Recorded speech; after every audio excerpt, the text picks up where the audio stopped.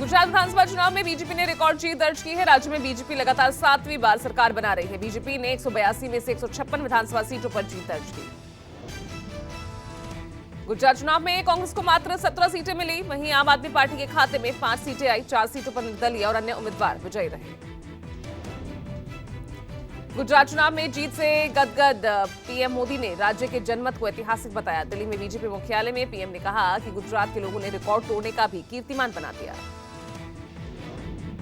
गुजरात के इतिहास का सबसे प्रचंड जनादेश भाजपा को देकर गुजरात के लोगों ने नया इतिहास बना दिया। गुजरात के सीएम भूपेंद्र पटेल ने बीजेपी की धमाकेदार जीत को प्रधानमंत्री की नीयत और नीतियों की जीत बताया। ये एक बार फिर साबित हो गया है कि गुजरात के लोग अपने प्रिय नेता श्री नरेंद्र भाई पर अपार विश्वास, प्रेम और आशीर्वाद की वर्षा करते हैं। आम आदमी पार्टी संयोजक और दिल्ली के सीएम केजरीवाल ने गुजरात चुनाव परिणाम को अपनी जीत बताया। 5 सीटों पर जीत और 22 सीटों पर आप दूसरे नंबर पर रहे। और गुजरात के लोगों ने आम आदमी पार्टी को राष्ट्रीय पार्टी बना दिया है। जितने वोट गुजरात में आम आदमी पार्टी को मिले हैं उनके हिसाब से कानूनन अब आम आदमी पार्टी राष्ट्रीय पार्टी बन गई है। 180 गुजरात में आपके सीएम कैंडिडेट इस्तान गढ़वी भी चुनाव हार गए। आप प्रदेश अध्यक्ष गोपाल इटालिया और अल्पेश कथीरिया भी चुनाव हारे। सर्वस्व कहते हैं कि 40 लाख से ज़्यादा लोगों ने आम आदमी पार्टी को वोट किया है। ये अपने आप में बहुत बड़ी बात है। और पहली बार में हमारे 5 से 6 उम्मीदवार विधायक बन रहे हैं, वो भी गुजरात चुनाव में असदुद्दीन ओवैसी की एआईएमआईएम को बड़ा झटका लगा। पार्टी को नोटा से भी कम वोट मिले। हिमाचल प्रदेश चुनाव में बीजेपी को हार का सामना करना पड़ा। राज्य की 68 विधानसभा सीटों में से कांग्रेस ने 40 सीटें जीतकर सत्ता में वापसी की। बीजेपी को 25 सीटें मिली। हिमाचल चुनाव में हार के बाद मुख्यमंत्री जयराम ठाकुर ने गुरुवार को राज्यपाल राजेंद्र विश्वनाथ आर्लेकर को इस्तीफा सौंप दिया। जयराम ने कांग्रेस को जीत की बधाई दी।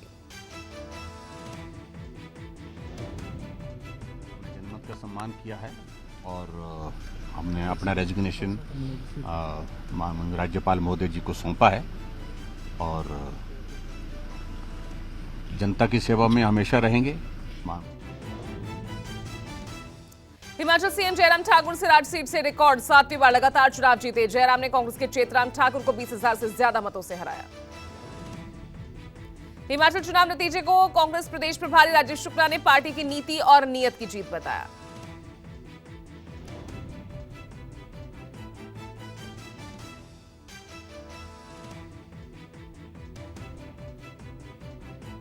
हिमाचल कांग्रेस अध्यक्ष प्रतिभा सिंह ने जीत को अपने दिवंगत पति और राज्य के पूर्व मुख्यमंत्री वीरभद्र सिंह को समर्पित किया। प्रतिभा ने कहा कि लोगों को मिला जनादेश वीरभद्र सिंह को श्रद्धांजलि है।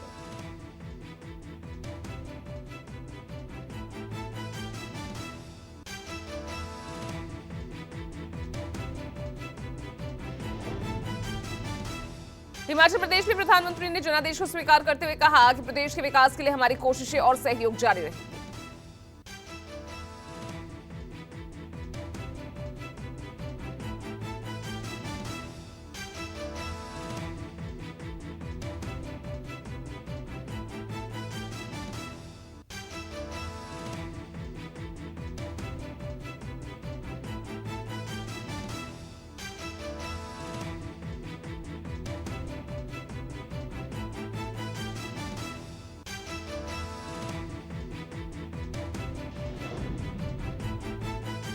कांग्रेस महासचिव प्रियंका वाड्रा ने कहा यह हिमाचल की जनता के मुद्दों की जीत है। जनादेश के लिए जनता का धन्यवाद।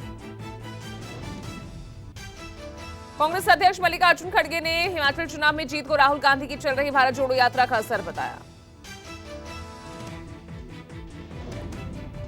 मैं धन्यवाद उनको भी करता हूं जो प्रियंका गांधी जी ने और राहुल गांधी जी की जो भारत जोड़ो यात्रा वो भी इसमें हमको मदद की है।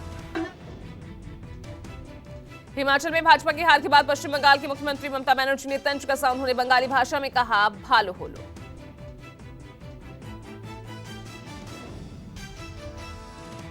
कांग्रेस विधायक दल की बैठक में पार्टी प्रदेश प्रभारी राजीव शुक्ला, पार्टी पर्यवेक्षक भूपेंद्र सिंह हुड्डा और भूपेश बघेल भी शामिल होंगे। मुख्यमंत्री की दौड़ में पार्टी प्रदेश अध्यक्ष प्रतिभा सिंह सहित कई नेता दौड़ में शामिल। प्रतिभा सिंह फिलहाल मंडी से सांसद हैं। विधायक दल के नेता और सीएम की दौड़ में मुकेश अग्निहोत्री, सुखबीर सिंह सुक्खू, कुलदीप सिंह राठौर और ठाकुर कौल सिंह का नाम भी शामिल।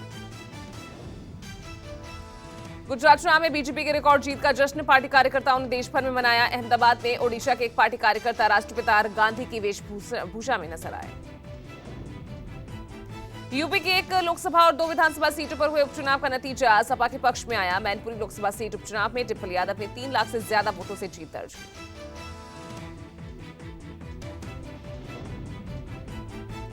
मैनपुरी लोकसभा सीट उपचुनाव जीतने के बाद डिम्पल यादव अपने पति और सपा अध्यक्ष अखिलेश यादव के साथ जीत का प्रमाण पत्र लेने पहुंचे। मुजफ्फरनगर की खतौली सीट पर आरएलडी सपा के उम्मीदवार मदन भैया विजयी रहे। वहीं रामपुर सदर की सीट पर बीजेपी उम्मीदवार आकाश सक्सेना ने जीत दर्ज की। मैनपुरी में यादव परिवार के गढ़ में बीजेपी सेंध नहीं लगा सकी, लेकिन रामपुर में सपा उम्मीदवार की हार से वरिष्ठ नेता आजम खान को झटका लगा है।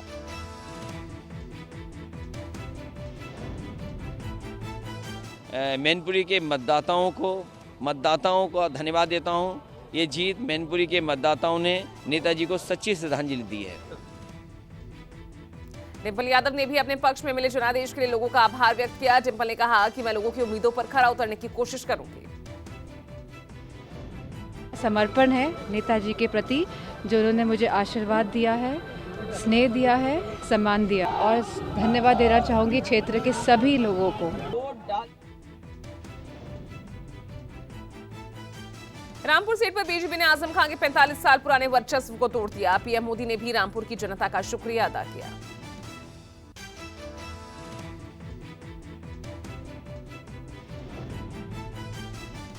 यूपी के रामपुर में भाजपा को जीत हासिल हुई है। भाजपा का प्रदर्शन आने वाले दिनों का स्पष्ट संकेत कर रहा है। मैनपुरी चुनाव नतीजों के साथ यूपी की राजनीति में बड़ा ट्विस्ट। सपा और प्रसपा का हुआ विलय। प्रसपा अध्यक्ष विश्वपाल ने खुद घर वापसी का ऐलान किया। आज से फिर से नए युग की शुरुआत हो गई है।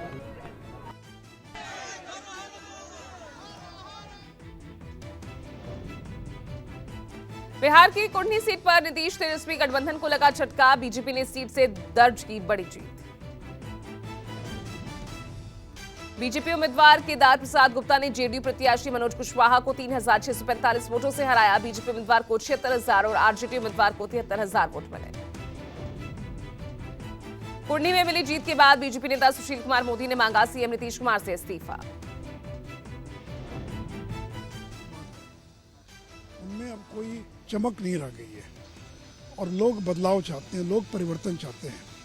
तो नीतीश कुमार को समय को पहचान कर अपने पद से इस्तीफा दे देना चाहिए। राजस्थान में भारत जोड़ो यात्रा का आज 6वां दिन है। आज यात्रा में सोनिया गांधी के साथ ही प्रियंका गांधी भी शामिल होंगे।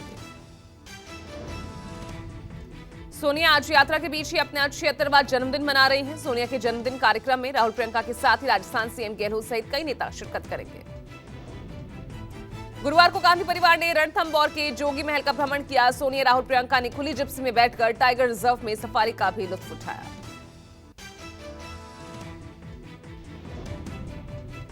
टीएमसी सांसद डेरेक ओब्रायन ने गुजरात पुलिस पर पार्टी नेता को प्रताड़ित करने का आरोप लगाया। डेरेक ने कहा कि गुजरात पुलिस पार्टी प्रवक्ता साकेत को जमानत के बावजूद हिरासत में रखा है। आप प्रवक्ता साकेत गोखले को पीएम मोदी के मोरबी दौरे को लेकर किए ट्वीट पर गिरफ्तार किया गया था। दिल्ली की अदालत ने कांग्रेस के पूर्व विधायक आसिफ खान को जमानत दे दी। पुलिस ने बदसलूकी और मारपीट करने के आरोप में आसिफ गिरफ्तार हुए थे।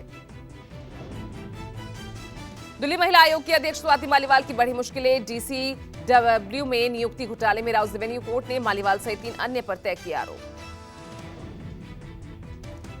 पश्चिम बंगाल के खड़गपुर रेलवे स्टेशन पर हादसा, टीटी पर गिरा हाई टेंशन तार टूटकर गिरने का वीडियो वायरल। राजस्थान के जोधपुर में शादी समारोह में फटा गैस सिलेंडर, ब्लास्ट में 39 लोग झुलसे। गुजरात के सूरत में 7 साल की बच्ची से रेप और हत्या पर मचा बवाल, मासूम बच्ची गुरुवार सुबह से लापता थी। मध्य प्रदेश के बैतूल में 8 साल का बच्चा बोरवेल में गिरा, आला अधिकारियों की देखरेख में रेस्क्यू ऑपरेशन जारी। लखनऊ के चारबाग में होटल में लगी आग में झुलसने से एक की मौत, एक जख्मी।